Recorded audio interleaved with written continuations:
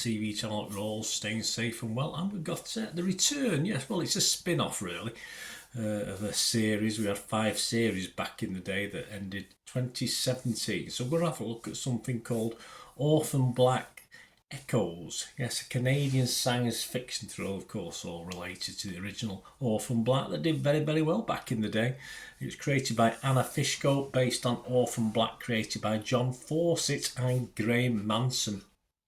And we got 10 episodes of this, all 10 episodes of season 1. Premiered way back on November the 3rd, 2023 in Australia on Stan, but it's set to premiere on June the 23rd, 2024 on AMC, AMC Plus and BBC America, and it is now showing all 10 episodes on ITVX, so I assume ITV1 will pick it up at some stage, but get along to ITVX here in the UK if you want to give the 10 episode series a watch. This is set in 2052, so a bit in the future. Yeah, a little bit of, not exactly a fortune spent on creating to 2052, but it's okay. It's the same universe, of course, as Orphan Black, but it's 37 years since the end of the original series. And Echoes follows the life of the now adult Kira and her wife, remember them, as they try to help an amnesiac girl. Kristin Ritter is Lucy, Keely Hawkes as Dr. Kira Manning, Amanda Fix as Jules Lee, Avan Jogia as Jack, James Hiroki Liao as Paul, and Ria Kilstedt star, plus many, many others. My thoughts on this, I struggled with the 10 episodes, I'll be absolutely honest with you, about 45 minutes or so.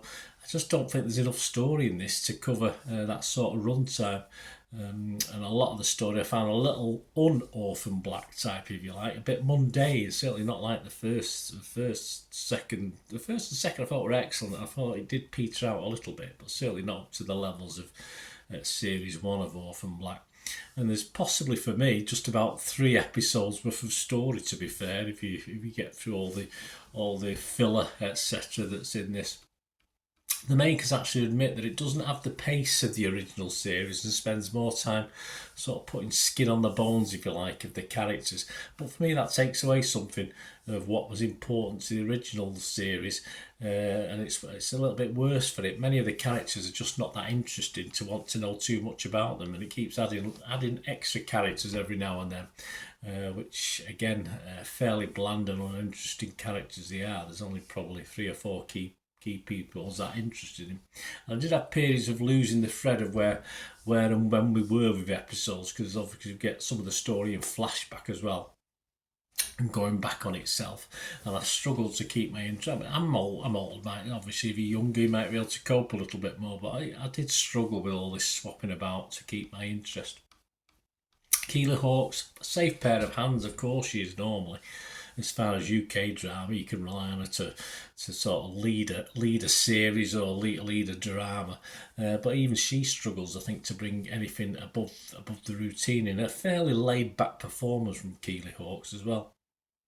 There are other series promised, and the final episode is less bland and has a good climax, but hey, it's 10 episodes in. It's a long way from being absolutely having you on the edge of the seat for a lot of this. But personally, I won't really be eagerly awaiting a second series, in fairness. Not for me anyway.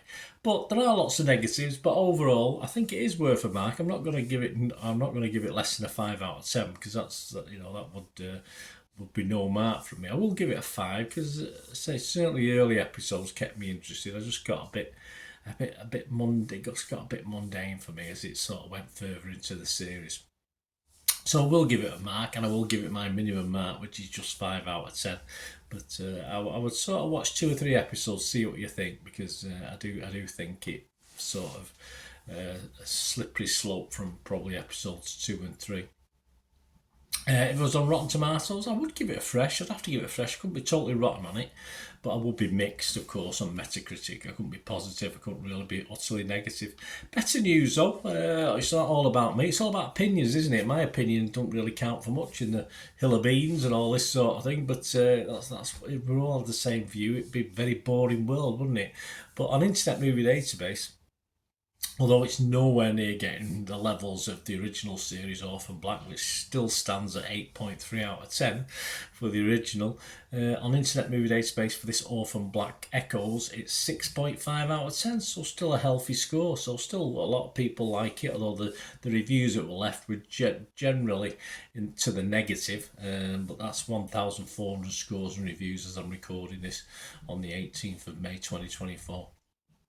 So there you go, guys. Let me know if you get to watch it or you started to watch it and got fed up with it. Let me know. It'd be great to hear from you. Please, if you are new to the channel, push that subscribe button, push the bell notifications. Everything film and TV, of course. Series like this, film reviews, information vlogs, lots of different things. Great to have your thoughts as well. On social media, you can follow me at the same address for X and TikTok at Bernard_Deneen. I'm at Bernard Deneen on Facebook. And if you've any interest or want to help or support the channel or sponsor the channel, for instance, get shout outs, please get in touch with me through one of the media methods I've just told you about, or just message me on YouTube and we can have a chat, and be great to hear from you. And of course, if you need an organisation or or a personal shout out, etc., or promotion, let us know. Be great to hear from you. Till we meet again. Oh, that's one thing, don't I? Please stay safe, everyone. Bye for now.